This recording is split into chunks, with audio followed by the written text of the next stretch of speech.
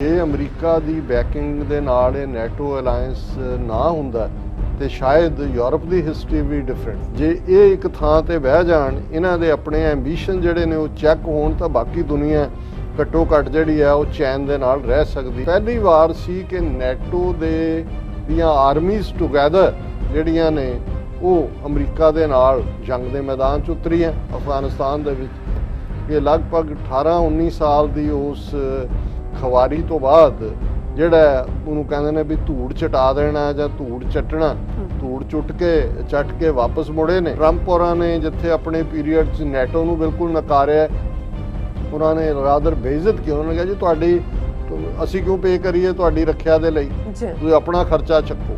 International organisation ਦਾ ਤਾਂ ਉਡਾਏ। ਤਾਂ ਜੀ ਮੈਕਰੋਨ ਨੇ ਵੀ ਕਿਹਾ ਕਿ ਜੇ ਅਮਰੀਕਾ ਹੀ ਨਿਕਲ ਗਿਆ ਨੈਟੋ 'ਚੋਂ, ਜਿਵੇਂ ਟਰੰਪ ਨੇ ਵਿਦਡਰਾ ਕਰ ਲਿਆ ਕਿ ਜੀ ਅਸੀਂ ਨਹੀਂ ਤੁਹਾਨੂੰ, ਤੁਸੀਂ ਆਪਣੇ ਪੈਸੇ ਹੋਰ ਦਿਓ, ਤੇ ਉਹਨੇ ਮੈਕਰੋਨ ਨੇ ਕਿਹਾ ਸੀ ਕਿ ਨਾਓ NATO is brain dad.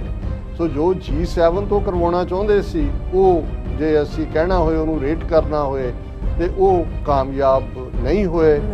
Biden ਦੀ ਜਿਹੜੀ ਉਹਨਾਂ ਦਾ ਸੀ, ਲੇਕਿਨ ਜਿਵੇਂ ਉਹਨਾਂ ਨੇ ਵਾਰਮਲੀ ਹਰ ਇੱਕ ਨੂੰ ਅਸ਼ੋਰ ਕੀਤਾ ਕਿ ਵੀ ਅਸੀਂ ਨਾਲ ਖਲੋਤੇ हैं। ਔਰ ਮੌਕਾ ਇੰਡੀਆ ਦੇ ਵੀ ਆਪਣੇ ਮੋਦੀ ਸਾਹਿਬ ਹੁਣ ਉਹਨਾਂ ਦਾ ਫਰੈਂਡ ਤਾਂ ਨਹੀਂ ਹੈ ਵਾਈਟ ਹਾਊਸ 'ਚ, ਤੇ ਬਾਈਡਨ ਦੇ ਨਾਲ ਹੀ ਉਹ ਵੀ ਵੀਡੀਓ ਲਿੰਕ ਰਾਹੀਂ ਜੁੜੇ। ਔਰ ਸਭ ਤੋਂ ਵੱਡਾ ਝੂਠ ਕਿ ਡੈਮੋਕ੍ਰੇਸੀ ਜਮਹੂਰੀਅਤ ਪਰ ਦੇ ਅੱਲਾ ਕੇ ਨਾਮ ਵਾਲੀ ਲਾਈਨ ਹੀ ਰੱਖੀ ਕਿ ਵੈਕਸੀਨ। ਹੁਣ ਆਪਾਂ ਆਪਣੇ ਪ੍ਰੋਗਰਾਮ ਨੂੰ ਹੋਰ ਅੱਗੇ ਵਧਾਉਂਦੇ ਹਾਂ ਅੱਜ ਦੇ ਦੂਸਰੇ ਐਮਿਸ਼ ਦੇ ਨਾਲ। ਉਸ ਦੇ ਵਿੱਚ ਆਪਾਂ ਗੱਲਬਾਤ ਕਰਨ ਜਾ ਰਹੇ ਹਾਂ ਅਮਰੀਕੀ ਪ੍ਰੈਜ਼ੀਡੈਂਟ ਬਾਈਡਨ ਦੇ ਬਾਰੇ, ਜਿਹੜੇ ਕਿ ਅੱਜ ਕੱਲ੍ਹ ਯੂਰਪ ਦੇ ਦੌਰੇ ਦੇ ਹਨ। ਸੋ ਇਸ ਦੌਰੇ ਦੌਰਾਨ ਉਹਨਾਂ ਨੇ G7 ਦੇਸ਼ਾਂ ਅਤੇ ਨੈਟੋ ਦੇ ਜਿਹੜੇ ਸਪੈਸ਼ਲ ਅਜਲਾਸ ਵਿੱਚ ਸ਼ਮੂਲੀਅਤ ਕੀਤੀ ਹੈ। ਸੋ ਦੌਰੇ ਦਾ ਮਕਸਦ ਯੂਰਪੀਅਨ ਤਾਕਤਾਂ ਨੂੰ ਚੀਨ ਖਿਲਾਫ ਲਾਮਬੰਦ ਕਰਨਾ ਹੈ। ਸੋ ਬਾਈਡਨ ਦਾ ਇਹ ਦੌਰਾ ਆਪਣਾ ਮਕਸਦ ਹਾਸਲ ਕਰਨ ਵਿੱਚ ਕਿੰਨਾ ਕੁ ਸਫਲ ਰਿਹਾ, ਸੋ ਇਸ ਬਾਰੇ ਆਪਾਂ ਵਿਚਾਰ ਚਰਚਾ ਕਰਨ ਜਾ ਰਹੇ ਹਾਂ। ਸੋ ਅਸੀਂ ਚਾਹਾਂਗੇ ਕਿ ਤੁਸੀਂ ਨਾਲ ਇਸੇ ਤਰ੍ਹਾਂ ਬਣੇ ਰਹਿਣਾ। ਦੇਖਣ ਸੁਣਨ ਲਿਖਣ ਲਈ ਤੁਹਾਡਾ ਸਭ ਦਾ ਬਹੁਤ ਬਹੁਤ ਸ਼ੁਕਰੀਆ ਜੀ। ਡਾਕਟਰ ਸਾਹਿਬ ਕੀ ਵਿਚਾਰਾਂ ਨੇ? ਦੇਖੋ, ਪ੍ਰੈਜ਼ੀਡੈਂਟ ਟਰੰਪ ਦੇ 4 ਸਾਲ ਕਾਫੀ ਇੰਟਰਨੈਸ਼ਨਲ ਪੋਲਿਟਿਕਸ ਦੇ ਐਂਗਲ ਤੋਂ ਟਰਬਲਿੰਗ ਸਨ, ਕਿਉਂਕਿ ਉਹਨਾਂ ਨੇ ਇੰਟਰਨੈਸ਼ਨਲ ਇੰਸਟੀਟਿਊਸ਼ਨਸ, ਯੂਨਾਈਟਿਡ ਨੇਸ਼ਨਸ ਹੋਏ, ਵਰਲਡ ਹੈਲਥ ਆਰਗੇਨਾਈਜੇਸ਼ਨ ਹੋਏ, ਔਰ ਈਵਨ ਉਹ ਨੈਟੋ, ਜਦੋਂ ਅਸੀਂ ਨਾਰਥ ਐਟਲਾਂਟਿਕ ਟ੍ਰੀਟੀ ਆਰਗੇਨਾਈਜੇਸ਼ਨਸ ਦੀ ਗੱਲ ਕਰਦੇ ਹਾਂ, ਨੈਟੋ ਦਾ ਫਰੰਟ ਯੂਨਾਈਟਿਡ ਸਟੇਟਸ ਨੇ ਪੋਸਟ ਸੈਕੰਡ ਵਰਲਡ ਵਾਰ ਬਣਾਇਆ। ਮਕਸਦ ਇਸ ਦਾ ਰਸ਼ੀਆ ਨੂੰ, ਸੋਵੀਅਤ ਯੂਨੀਅਨ ਪਹਿਲਾਂ ਸੀ 1988-99 ਦੇ ਵਿੱਚ ਉਹ ਟੁੱਟਦਾ ਹੈ, ਹੁਣ ਇਕੱਲਾ ਰਸ਼ੀਆ ਰਹਿ ਗਿਆ।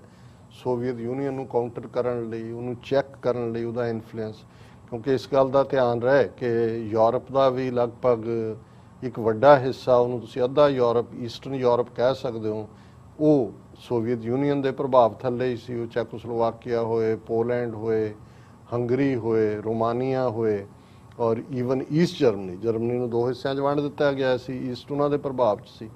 ਸੋ ਯੂਰਪ ਕੋਈ ਬਹੁਤ ਲੰਬਾ ਚੌੜਾ ਨਹੀਂ ਹੈ। ਜੇ ਅਸੀਂ ਉਹਨੂੰ ਦੇਖੀਏ ਨਕਸ਼ੇ ਦੇ ਵਿੱਚ, ਤਾਂ ਫਿਰ ਇਹ ਗੱਲ ਸਮਝ ਆਉਂਦੀ ਹੈ ਕਿ ਵੀ ਇਹ ਕਿਸੇ ਵੇਲੇ ਵੀ, ਜਿਵੇਂ ਸੋਵੀਅਤ ਯੂਨੀਅਨ ਦਾ ਇਨਫਲੂਐਂਸ ਸੀ, ਜੇ ਅਮਰੀਕਾ ਦੀ ਬੈਕਿੰਗ ਦੇ ਨਾਲ ਇਹ ਨੈਟੋ ਅਲਾਈਅੰਸ ਨਾ ਹੁੰਦਾ ਤੇ ਸ਼ਾਇਦ ਯੂਰਪ ਦੀ ਹਿਸਟਰੀ ਵੀ ਡਿਫਰੈਂਟ ਹੁੰਦੀ। ਔਰ ਇਸ ਗੱਲ ਦਾ ਧਿਆਨ ਰਹੇ ਕਿ ਯੂਰਪ ਦੇ, ਜੇ ਅਸੀਂ 20ਵੀਂ ਸਦੀ ਦੇ 2 ਵਰਲਡ ਵਾਰਸ ਦੀ ਗੱਲ ਕਰੀਏ, ਉਹ ਕੋਈ ਏਸ਼ੀਆ ਜਾਂ ਸਾਊਥ ਅਮਰੀਕਾ ਜਾਂ ਅਫਰੀਕਾ ਜੋ ਤਾਂ ਨਹੀਂ ਸ਼ੁਰੂ ਹੋਏ, ਇਹਨਾਂ ਦੀਆਂ ਹੀ ਰਾਈਵਲਰੀ ਸੀ। ਔਰ ਦੁਨੀਆ ਨੇ ਸੁੱਖ ਦਾ ਸਾਹ ਲਿਆ, ਬਾਕੀ ਵਰਲਡ ਨੇ ਵੀ, ਜਦੋਂ ਯੂਰਪੀਅਨ ਯੂਨੀਅਨ ਬਣੀ, ਯੂਰਪੀਅਨ ਪਾਰਲੀਮੈਂਟ ਹੋਣ ਦੇ ਵਿੱਚ ਆਈ, ਯੂਰਪੀਅਨ ਸੁਪਰੀਮ ਕੋਰਟ ਬਣੀ, ਕਿ ਭਾਈ ਘੱਟੋ ਘੱਟ ਇਹੀ ਤਾਕਤ ਦੇ ਭੁੱਖੇ ਜਿਹੜੇ ਦੁਨੀਆ ਨੂੰ ਨਿਕਲ ਕੇ ਕੋਲੋਨਾਈਜ਼ ਕਰਦੇ ਰਹੇ ਨੇ ਔਰ ਜ਼ੁਲਮ ਕਰਦੇ ਰਹੇ ਨੇ, ਜੇ ਇਹ ਇੱਕ ਥਾਂ ਤੇ ਬਹਿ ਜਾਣ, ਇਹਨਾਂ ਦੇ ਆਪਣੇ ਐਂਬੀਸ਼ਨ ਜਿਹੜੇ ਨੇ ਉਹ ਚੈੱਕ ਹੋਣ, ਤਾਂ ਬਾਕੀ ਦੁਨੀਆ ਘੱਟੋ ਘੱਟ ਜਿਹੜੀ ਹੈ ਉਹ ਚੈਨ ਦੇ ਨਾਲ ਰਹਿ ਸਕਦੀ ਹੈ, ਚੈਨ ਦੇ ਨਾਲ ਜੀ ਸਕਦੀ ਹੈ। ਔਰ ਨੈਟੋ ਨੂੰ ਐਜ਼ ਏ ਇੰਸਟਰੂਮੈਂਟ ਜ਼ਾਹਰ ਹੈ ਅਮਰੀਕਾ ਹੀ ਸੁਪਰ ਪਾਵਰ ਦੇ ਤੌਰ ਤੇ,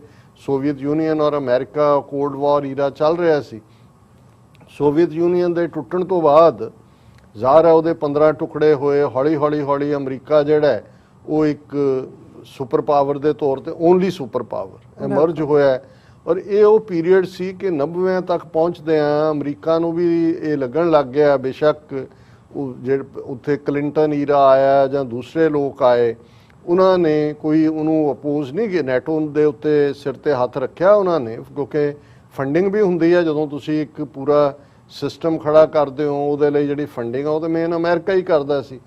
ਲੇਕਿਨ 9/11 ਵਾਪਰਨ ਤੋਂ ਬਾਅਦ ਜਦੋਂ ਅਮਰੀਕਾ ਦੇ ਮੇਨਲੈਂਡ ਤੇ ਹਮਲਾ, ਉਸ ਤੋਂ ਪਹਿਲਾਂ ਜਾਪਾਨੀਆਂ ਨੇ ਪਰਲ ਹਾਰਬਰ, ਜਿਹੜਾ ਫਾਰ ਆਫ ਹੈ, ਮੈਂ ਵੀ ਇਮੇਜਿਨ ਨਹੀਂ ਕਰਦਾ ਵੀ ਪਰਲ ਹਾਰਬਰ ਅਮਰੀਕਾ 'ਚ ਹੈ, ਉਹ ਫਾਰ ਸਮੁੰਦਰਾਂ ਦੇ ਵਿੱਚ ਤੁਸੀਂ ਗੱਲ ਕਰਦੇ ਹੋ, ਪਰ ਨਿਊਯਾਰਕ ਔਰ ਵਰਜੀਨੀਆ, ਵਰਲਡ ਟ੍ਰੇਡ ਸੈਂਟਰ ਔਰ ਆਰਲਿੰਗਟਨ ਦੇ ਵਿੱਚ ਪੈਂਟਾਗਨ ਔਰ ਦੂਸਰੇ, ਉਹ ਹਮਲੇ ਦਾ ਸ਼ਿਕਾਰ ਹੋਣਾ, ਇਹ ਅਮਰੀਕਾ 'ਚ ਪਹਿਲਾਂ ਕਦੇ ਨਹੀਂ ਸੀ ਹੋਇਆ। ਸੋ ਜ਼ਾਹਰ ਹੈ ਕਿ ਅਮਰੀਕਾ ਨੇ ਜਦੋਂ ਵਾਰ ਸਿਕਿਉਰਿਟੀ ਕੌਂਸਲ ਦਾ ਸਹਾਰਾ ਲਿਆ ਔਰ ਸਿਕਿਉਰਿਟੀ ਕੌਂਸਲ ਦੇ ਰੈਜ਼ੋਲੂਸ਼ਨ ਦੇ ਨਾਲ ਅਫਗਾਨਿਸਤਾਨ ਦੇ ਖਿਲਾਫ, ਕਿਉਂਕਿ ਜ਼ਾਹਰ ਹੈ ਭਾਵੇਂ ਉਹ ਹਮਲਾ ਕੋਈ ਅਫਗਾਨਾਂ ਨੇ ਨਹੀਂ ਸੀ ਕੀਤਾ ਜਾਂ ਉਹਨਾਂ ਦੀ ਤਾਲਿਬਾਨ ਸਰਕਾਰ ਨੇ ਨਹੀਂ ਸੀ ਕੀਤਾ, ਪਰ ਅਲ-ਕਾਇਦਾ ਉਹਦੇ ਲਈ ਜ਼ਿੰਮੇਵਾਰ ਸੀ। ਉਸਾਮਾ ਉੱਥੇ ਰਹਿੰਦਾ ਸੀ, ਉਹਨੂੰ ਹਵਾਲੇ ਕਰਨ ਲਈ ਕਿਹਾ, ਉਹਨਾਂ ਨੇ ਨਾ ਕੀਤੀ।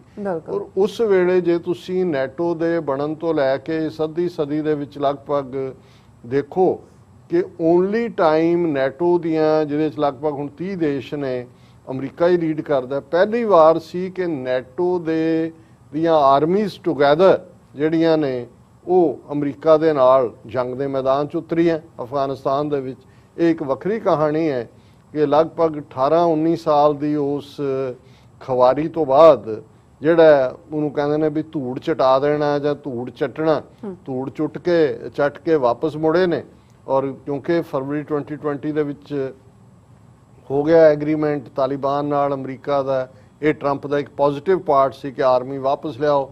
ਨੈਟੋ ਨੂੰ ਵੀ ਕਿਹਾ ਕਿ ਜੀ ਅਸੀਂ ਵਾਪਸ ਲਿਆਵਾਂਗੇ ਔਰ 9/11 ਤੱਕ। ਸੋ ਜ਼ਾਹਰ ਹੈ ਕਿ ਇਸ ਸਾਰੇ ਪੀਰੀਅਡ ਦੇ ਵਿੱਚ ਜੇ ਅਸੀਂ ਕੁੱਲ ਮਿਲਾ ਕੇ ਦੇਖੀਏ ਤੇ ਜੇ ਕੁੱਲ ਡੈਮੇਜ ਦਾ ਪਾਰਟ ਦੇਖੀਏ ਤੇ ਕਾਫੀ ਡੈਮੇਜ ਹੋਇਆ ਪ੍ਰੈਸਟੀਜ ਨੂੰ, ਜੇ ਅਮਰੀਕਾ ਦੀ ਹੋਇਆ ਤੇ ਨੈਟੋ ਵੀ ਹੋਇਆ। ਉਹ ਵਿਕਟਰੀ ਤਾਂ ਹੈ ਨਹੀਂ, ਪਰ ਉਹ ਅਸੀਂ ਅਲੱਗ ਸੈਗਮੈਂਟ ਦੇ ਵਿੱਚ ਗੱਲ ਕਰਾਂਗੇ। ਹੁਣ ਇਸ ਸਾਰੇ ਤੋਂ ਬਾਅਦ ਇੱਕ ਪਾਸੇ ਅਫਗਾਨਿਸਤਾਨ ਦੇ ਵਿੱਚ ਅਮਰੀਕਾ ਨੈਟੋ ਉਲਝਿਆ ਔਰ ਇੱਕ ਅੰਦਾਜ਼ੇ ਮੁਤਾਬਕ ਕਿੰਨੇ ਟ੍ਰਿਲੀਅਨ ਡਾਲਰ ਇਸ ਦੇ ਉੱਤੇ ਖਰਚ ਹੋਏ, ਕੈਜੂਅਲਟੀਜ਼ ਵੀ ਹੋਈਆਂ ਪਰ ਕੁਛ ਨਹੀਂ ਨਿਕਲੇ। ਪਰ ਇਸ ਸਾਰੇ ਪੀਰੀਅਡ ਦੇ ਵਿੱਚ ਜਿੱਥੇ ਰਸ਼ੀਆ ਫਿਰ ਅਨਫੋਰਚੂਨੇਟਲੀ, ਜਿਹੜੀ ਮੈਂ ਸਮਝਦਾ ਅਮਰੀਕਾ ਦੀ ਵਾਰ ਨਹੀਂ ਸੀ, ਇਹਨਾਂ ਨੇ ਆਪਣੀ ਬਣਾਈ 2003 ਦੇ ਵਿੱਚ ਇਰਾਕ ਜੂਨੀਅਰ ਬੁਸ਼ ਦਾ ਫੌਜ ਨੂੰ ਭੇਜਣਾ, ਮਿਡਲ ਈਸਟ ਵੀ ਜਾ ਕੇ ਫਸ ਗਏ। ਈਰਾਨ ਤੋਂ ਬਾਅਦ ਉਹ ਇੱਕ ਐਸਾ ਅਨਐਂਡਿੰਗ ਚੇਨ ਬਣੀ ਕਿ ਉਹ ਵਿੱਚ ਹੀ ਸੀਰੀਆ 'ਚ ਫਸ ਗਏ, ਉੱਥੇ ਰਜੀਮ ਚੇਂਜ ਕਰਨਾ ਚਾਹਿਆ ਔਰ ਨਤੀਜੇ ਦੇ ਤੌਰ ਤੇ ਅਮਰੀਕਾ ਦੀ ਜਿਹੜੀ ਸੁਪਰ ਪਾਵਰ ਦੇ ਤੌਰ ਤੇ ਜਿਹੜੀ 65 ਬਣੀ ਹੋਈ ਸੀ ਉਹ ਥੱਲੇ ਨੂੰ ਜਾਣੀ ਸ਼ੁਰੂ ਹੋਈ। ਔਰ ਇਸ ਸਾਰੇ ਪੀਰੀਅਡ 'ਚ ਜਿੱਥੇ ਰਸ਼ੀਆ ਪਾਵਰਫੁਲ ਹੋ ਕੇ ਐਮਰਜ ਹੋਇਆ, ਸਭ ਤੋਂ ਵੱਡੀ emergence as a power, military might ਸ਼ਾਇਦ ਉਹਨਾਂ ਨਹੀਂ, ਅੱਜ ਵੀ ਅਮਰੀਕਾ ਦਾ ਤਾਂ ਕੋਈ ਮੁਕਾਬਲਾ ਨਹੀਂ ਬਹੁਤਾ, ਇਕਨੋਮਿਕਲ ਮਾਈਟ ਦੇ ਤੌਰ ਤੇ ਉਹ ਚਾਈਨਾ ਸਾਹਮਣੇ ਆਇਆ। ਔਰ ਚਾਈਨਾ ਨੇ ਫਿਰ ਜਿਵੇਂ ਦੁਨੀਆ ਦੇ ਵਿੱਚ ਆਪਣੀ ਥਾਂ ਬਣਾਈ, ਅਫਰੀਕਾ ਦੇ ਵਿੱਚ ਸਾਊਥ ਅਮਰੀਕਾ ਤੱਕ ਵੀ ਪਹੁੰਚ ਕੀਤੀ, ਵੈਨਜ਼ੂਏਲਾ ਦੂਸਰੇ ਤੀਸਰੇ, ਮਿਡਲ ਈਸਟ ਦੇ ਵਿੱਚ ਵੀ ਉਹਨੇ ਆਪਣੀ ਥਾਂ ਬਣਾਈ। ਔਰ ਜ਼ਾਹਰ ਹੈ ਸਾਊਥ ਏਸ਼ੀਆ ਦੇ ਵਿੱਚ ਉਸ ਦਾ, ਸਾਊਥ ਏਸ਼ੀਆ ਦੇ ਵਿੱਚ ਹੀ ਉਹ ਇੱਕ ਆਪਣੀ ਪਾਵਰ ਤਾਂ ਹੈ ਹੀ ਸੀ। ਔਰ ਲਗਭਗ 5 ਟ੍ਰਿਲੀਅਨ ਡਾਲਰ ਦੀ ਇਕਨੋਮੀ ਦੇ ਨਾਲ ਉਹ ਦੁਨੀਆ ਦੀ ਦੂਸਰੀ ਵੱਡੀ ਇਕਨੋਮੀ ਬਣਿਆ। ਔਰ ਜਿਹੜੇ ਇਹਨਾਂ ਦੇ ਤਜਰਬੇ ਸੀ ਜਦੋਂ G7 ਇਹਨਾਂ ਨੇ ਸ਼ੁਰੂ ਕੀਤਾ, 5 ਵੱਡੀਆਂ ਇਕਨੋਮੀਜ਼, ਔਰ ਉਦੋਂ 80% ਲਗਭਗ ਦੁਨੀਆ ਦੀ ਜਿਹੜੀ ਇਕਨੋਮੀ ਹੈ ਇਹਨਾਂ G7 ਦੇ ਕੋਲ ਸੀ।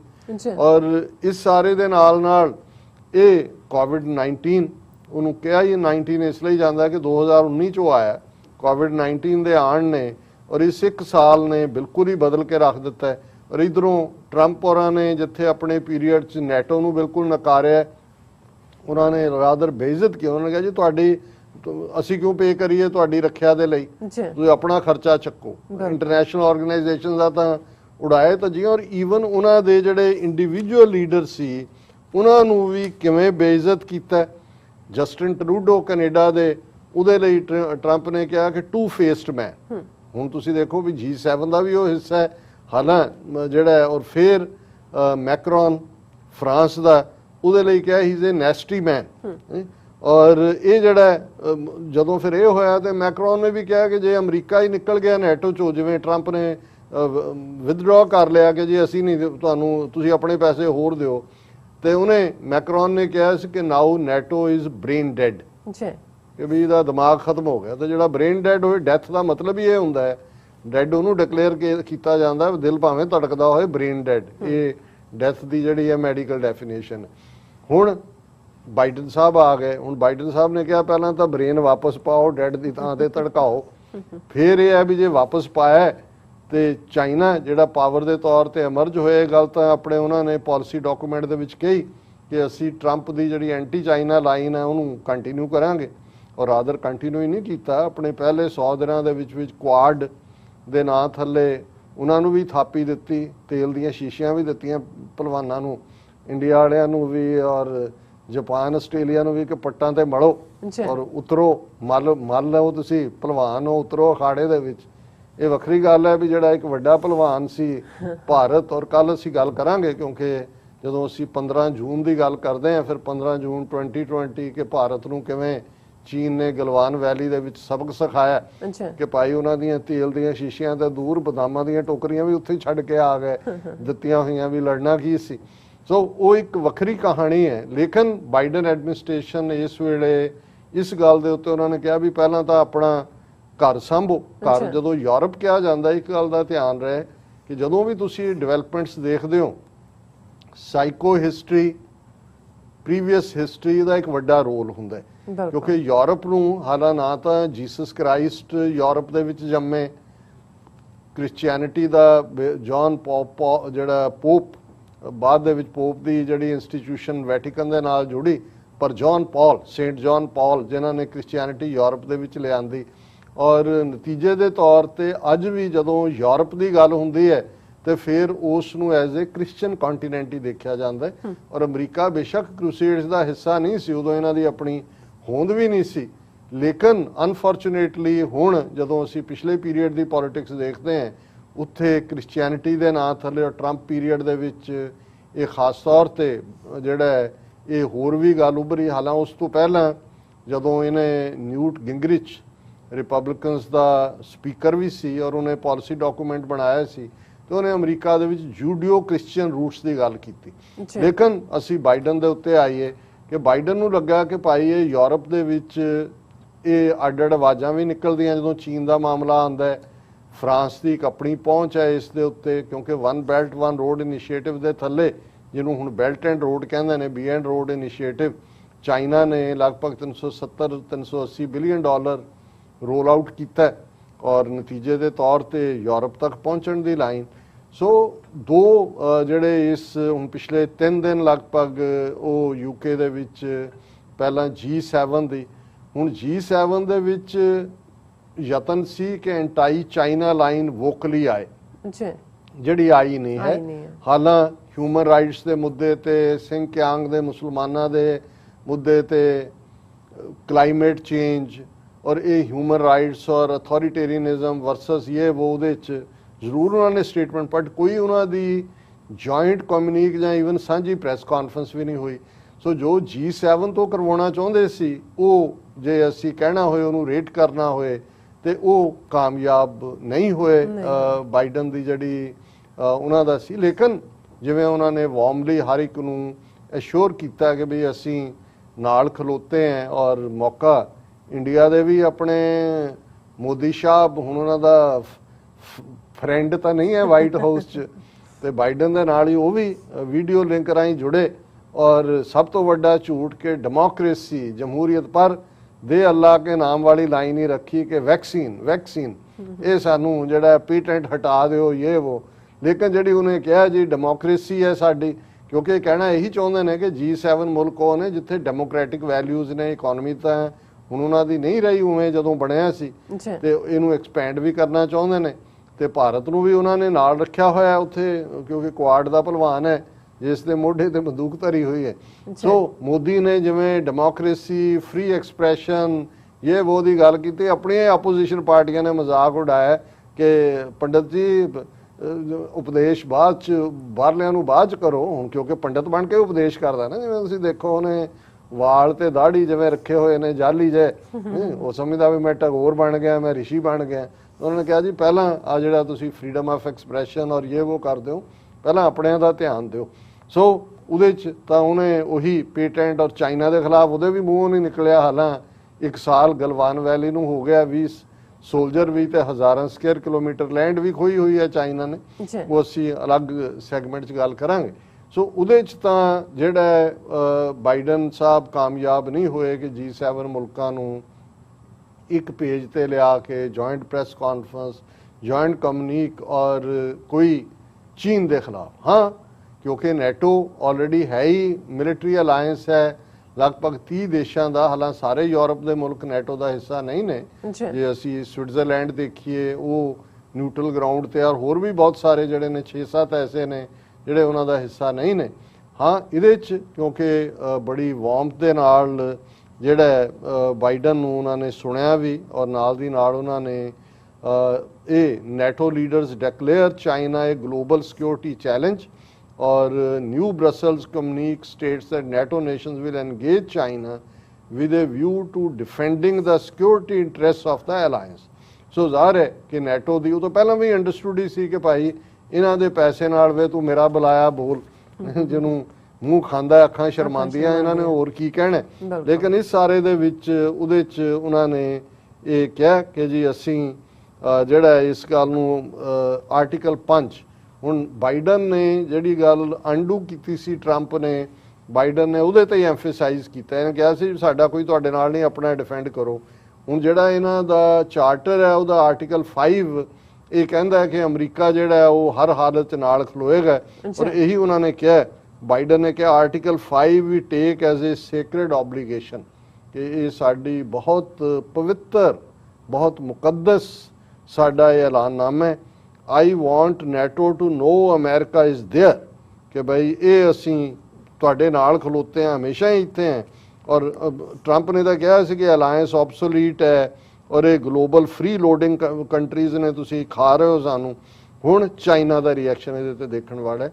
ਚਾਈਨਾ ਦੀ ਜਿਹੜੀ ਹੈ ਐਮਬੈਸੀ ਯੂਨਾਈਟਿਡ ਕਿੰਗਡਮ 'ਚ, ਉਹਨਾਂ ਨੇ ਪਹਿਲਾਂ ਤਾਂ ਜਿਹੜੀ G7 ਦੀ ਵੀ ਸੀ ਸਟੇਟਮੈਂਟ, ਉਹਦੇ ਤੇ ਉਹਨਾਂ ਨੇ ਕਿਹਾ ਕਿ G7 communique deliberately slandered China and arbitrarily interfered in China's internal affairs। ਹਾਲਾਂ ਉਹਦੇ 'ਚ ਕੋਈ ਅਦਰਵਾਈਜ਼ ਨਹੀਂ ਸੀ ਹਿਊਮਨ ਰਾਈਟਸ। ਉਹਨਾਂ ਨੇ ਕਿਹਾ ਜੀ ਤੁਸੀਂ ਦਖਲਅੰਦਾਜ਼ੀ ਕਰ ਰਹੇ ਹੋ ਔਰ ਸਾਨੂੰ ਖਾਮਖਾ ਜਿਹੜਾ ਉਹ ਬਦਨਾਮ ਕਰਨ ਦੀ ਕੋਸ਼ਿਸ਼ ਕਰ ਰਹੇ ਹੋ। ਪਰ ਨਾਲ ਦੀ ਨਾਲ ਉਹਨਾਂ ਨੇ ਜਿਹੜਾ ਇਸ ਮੁੱਦੇ ਦੇ ਉੱਤੇ ਵੀ ਬੜੀ ਕਲੀਅਰਲੀ ਇਹ ਲਾਈਨ ਲਈ ਕਿ ਬਈ ਇਹ ਜੋ ਤੁਸੀਂ ਕਰ ਰਹੇ ਹੋ ਕਿ ਬਈ ਇਹ ਠੀਕ ਨਹੀਂ ਹੈ, ਆਪਣੇ ਤੁਸੀਂ ਔਕਾਤ ਦੇ ਵਿੱਚ ਰਹੋ। ਔਰ ਨਾਲ ਦੀ ਨਾਲ ਉਹਨਾਂ ਨੇ ਕਿਹਾ ਕਿ ਬਈ ਤੁਸੀਂ ਪਹਿਲਾਂ ਵੀ ਇਸ ਕਿਸਮ ਦੀ ਇੰਟਰਫੇਰੈਂਸ ਕਰਦੇ ਰਹੇ ਹੋ, ਇਹ ਸਾਨੂੰ ਅਸੀਂ ਟੋਲਰੇਟ ਨਹੀਂ ਕਰਦੇ ਜੀ। ਔਰ ਇਸ ਸਾਰੇ 'ਚ ਇੱਕ ਮੈਂ ਸਪੈਸੀਫਿਕ ਸਟੇਟਮੈਂਟ ਦੇਖ ਰਿਹਾ ਸੀ, ਇਹ ਉਹਨਾਂ ਨੇ China denounces G7 statement, urges group to stop slandering country. ਉਹਨਾਂ ਨੇ ਇਹ ਬੜੀ ਕਲੀਅਰਲੀ ਕਿਹਾ ਕਿ ਡਿਨਾਊਂਸ ਵੀ ਕੀਤਾ ਹੈ ਚਾਈਨਾ ਦੀ ਜੁਆਇੰਟ ਸਟੇਟਮੈਂਟ ਤੋਂ ਬਾਅਦ 7 ਲੀਡਰਸ ਦੀ ਉਹਨਾਂ ਨੇ ਇਸ ਦੇ ਉੱਤੇ ਕਿਹਾ ਕਿ ਬਈ ਇਹ ਜਿਹੜਾ ਨਾ ਤੁਸੀਂ ਹਾਂਗਕਾਂਗ ਦੇ ਮਾਮਲੇ 'ਚ ਇੰਟਰਫੇਅਰ ਕਰੋ, ਨਾ ਸਿੰਗਕਿਆਂਗ ਦੇ ਮਾਮਲੇ 'ਚ, ਤੁਸੀਂ ਆਪਣੀ ਔਕਾਤ ਦੇ ਵਿੱਚ ਰਹੋ। Chinese internal affairs must not be interfered in, China's reputation must not be slandered and China's interest must not be violated. So ਹੁਣ ਅਸੀਂ ਇਹ ਸਮਝਦੇ ਹਾਂ ਕਿ ਵੀ ਇੰਨੀ ਕਾਮਯਾਬੀ ਹੈ ਕਿ ਸਟੇਟਮੈਂਟ ਜ਼ਰੂਰ G7 ਨੇ ਕਲਾਈਮੇਟ ਚੇਂਜ ਤੋਂ ਹਟ ਕੇ ਸਿੰਗਕਿਆਂਗ ਔਰ ਹਾਂਗਕਾਂਗ ਔਰ ਦੂਜਾ ਕੀਤਾ ਹੈ, ਲੇਕਿਨ ਜਿਵੇਂ ਕੋਵਿਡ-19 ਨੂੰ ਲੈ ਕੇ ਉਹਦਾ ਓਰੀਜਨ ਚਾਈਨਾ 'ਚ ਹੈ, ਇਨਵੈਸਟੀਗੇਸ਼ਨ ਦੇ ਤੋਂ ਅੱਗੇ ਵੱਧ ਕੇ ਟਰੰਪ ਨੇ ਤਾਂ ਕਿੰਨੇ $1 ਟ੍ਰਿਲੀਅਨ ਦਾ ਕਿਹਾ ਜੀ ਹਰਜਾਨਾ ਮੰਗੋ, ਇਹ ਸਾਰਾ ਪਾਰਟ ਹੈ। ਹੁਣ ਅਸੀਂ ਦੇਖਾਂਗੇ ਕਿ ਜਿਹੜੇ ਇਹਦੇ ਇੰਪੋਰਟੈਂਟ ਸਟੈਪ ਬਾਈਡਨ ਦੇ ਨੇ, ਉਹਨਾਂ ਦੀ ਪੁਤਿਨ ਦੇ ਨਾਲ ਮੁਲਾਕਾਤ ਵੀ, ਔਰ ਅੱਜ ਉਹਨਾਂ ਦੀ ਟਰਕੀ ਦੇ ਪ੍ਰੈਜ਼ੀਡੈਂਟ ਦੇ ਨਾਲ, ਪ੍ਰਾਈਮ ਮਿਨਿਸਟਰ ਨੇ ਜਾਂ ਪ੍ਰੈਜ਼ੀਡੈਂਟ ਨੇ ਅਰਦੋਗਾਨ, ਉਹਨਾਂ ਦੇ ਨਾਲ ਵੀ ਮੁਲਾਕਾਤ ਹੈ, ਕਿਉਂਕਿ ਇਹ ਸਾਰਾ ਫਿਊਚਰ ਨੂੰ ਸ਼ੇਪ ਕਰਦਾ ਹੈ। ਲੇਕਿਨ ਬਾਈਡਨ ਇਹਦੇ ਬਾਵਜੂਦ ਕਿ ਉਹਨਾਂ ਦੀ ਵੱਡੀ ਉਮਰ ਹੈ, ਐਨਰਜੈਟਿਕ ਵੀ ਨਜ਼ਰ ਆਏ ਔਰ ਇੱਕ ਤੋਂ ਬਾਅਦ ਇੱਕ ਜਿਹਨੂੰ ਕਹਿੰਦੇ ਨੇ ਮੈਰਾਥਨ ਰਨ ਕਰ ਰਹੇ ਨੇ, ਇੱਕ ਮੀਟਿੰਗ ਤੋਂ ਦੂਜੀ ਤੋਂ ਤੀਜੀ। ਅਸੀਂ ਤਾਂ ਇਹੀ ਉਮੀਦ ਹੀ ਕਰ ਸਕਦੇ ਹਾਂ ਕਿ ਭਾਈ ਇਹ ਜਿਹੜੀ ਨਫ਼ਰਤ ਦੀ ਪੋਲਿਟਿਕਸ ਨਾ ਕਰੋ, ਔਰ ਉਹੀ ਜਿਵੇਂ ਜੇ ਸੋਵੀਅਤ ਯੂਨੀਅਨ ਦੇ ਨਾਲ ਟਕਰਾਅ ਸੀ, ਕਿੰਨੀਆਂ ਪ੍ਰੋਕਸੀ ਵਾਰਸ ਹੋਈਆਂ, ਉਹ ਕੋਰੀਆ ਹੋਏ, ਵਿਤਨਾਮ ਹੋਏ, ਕੈਂਬੋਡੀਆ ਹੋਏ, ਸਾਊਥ ਅਮਰੀਕਾ 'ਚ millions and millions of people died. ਔਰ ਅਸੀਂ ਇਹ ਹੋਪ ਕਰਦੇ ਹਾਂ ਕਿ ਯੂਰਪੀਅਨ ਅਲਾਈਜ਼ ਅਮਰੀਕਾ ਦੇ ਨੈਟੋ ਵਾਲੇ ਹੋਣ ਜਾਂ G7 ਕੱਲ ਨੂੰ ਕੋਈ ਹੋਰ ਬਣਾ ਦੇਣ, ਅੱਛਾ ਇਹ ਇਸ ਗੱਲ ਦਾ ਧਿਆਨ ਰੱਖਣ ਕਿ ਇਹ ਬੇਮਤਲਬ ਦੀ ਨਫ਼ਰਤ ਔਰ ਇਹ ਖੂਨ ਖਰਾਬਾ ਇਹ ਰੱਬ ਨੂੰ ਚੰਗਾ ਨਹੀਂ ਲੱਗਦਾ। ਔਰ ਤੁਸੀਂ ਆਪਣੇ ਜਿਹੜਾ ਬਾਕੀ ਹਰ ਇੱਕ ਦਾ ਰਿਜ਼ਕ ਰੱਬ ਨੇ ਰੱਖਿਆ ਇਸ ਪਲੈਨਟ ਦੇ ਉੱਤੇ, ਔਰ ਇਸ ਸਾਰੇ ਨੂੰ ਹੀ ਧਿਆਨ 'ਚ ਰੱਖਦੇ ਆ ਕਿ ਭਾਈ ਆਪਣੀ ਗਰੀਡ ਖਤਮ ਕਰੋ। ਬਥੇਰਾ ਤੁਸੀਂ ਲੁੱਟ ਲਿਆ। ਜੇ ਹੁਣ ਕੋਈ ਹੋਰ ਐਮਰਜਿੰਗ ਪਾਵਰਸ ਨੇ ਉਹ ਵੀ ਆਪਣਾ, ਇਹ ਤਾਂ ਜਿਹੜਾ ਅਲਟੀਮੇਟਲੀ ਇੱਕ ਗੱਲ ਦਾ ਧਿਆਨ ਰਿਹਾ ਕਿ ਭਈ ਵੱਡੇ ਵੱਡੇ ਰਾਜੇ ਬਾਦਸ਼ਾਹ ਸਾਮਰਾਜ ਆਉਂਦੇ ਨੇ ਚਲੇ ਜਾਂਦੇ ਨੇ, ਹਾਂ ਗ੍ਰੇਸਫੁਲੀ, ਜਿਵੇਂ ਇਸ ਸਾਰੇ ਸਿਚੁਏਸ਼ਨ ਦੇ ਨਾਲ ਜੇ ਡੀਲ ਕੀਤਾ ਜਾਏਗਾ ਤੇ ਮੇਰਾ ਖਿਆਲ ਹੈ ਕਿ ਵੀ ਇਸ ਧਰਤੀ ਦੇ ਉੱਤੇ ਅਮਨ ਵੀ ਹੋਏਗਾ, ਖੁਸ਼ਹਾਲੀ ਵੀ ਹੋਏਗੀ। ਬਿਲਕੁਲ ਤੇ ਜੇ ਗਰੀਡ ਦੇ ਥੱਲੇ ਇੱਕ ਦੂਜੇ ਨੂੰ ਠਿੱਬੀ ਲਾਉਣ ਦੀ ਲਾਈਨ ਹੀ ਹੈ ਤੇ ਫਿਰ 21ਵੀਂ ਸਦੀ ਵੀ ਇਸ ਕਿਸਮ ਦੇ ਰਾਮ ਰੌਲੇ 'ਚ ਹੀ ਲੰਘੇਗੀ। ਜੀ ਰਾਜ ਸਾਹਿਬ, ਤੁਹਾਡਾ ਬਹੁਤ ਬਹੁਤ ਸ਼ੁਕਰੀਆ। ਤੁਸੀਂ ਆਪਣੇ ਵਿਚਾਰ ਸਾਡੇ ਦਰਸ਼ਕਾਂ ਨਾਲ ਸਾਂਝੇ ਕੀਤੇ ਨੇ। ਆਸ ਕਰਦੇ ਹਾਂ ਕਿ ਸਾਡੇ ਦਰਸ਼ਕਾਂ ਨੂੰ ਇਹ ਸੈਗਮੈਂਟ ਪਸੰਦ ਆਇਆ ਹੋਵੇਗਾ। ਸੋ ਇੱਥੇ ਲੈਣੇ ਬ੍ਰੇਕ। ਵਿਊਅਰਸ ਤੁਸੀਂ ਨਾਲ ਇਸੇ ਤਰ੍ਹਾਂ ਹੀ ਜੁੜੇ ਰਹਿਣਾ। ਮਿਲਦੇ ਹਾਂ ਆਫਟਰ ਦਿਸ ਸ਼ਾਰਟ ਬ੍ਰੇਕ।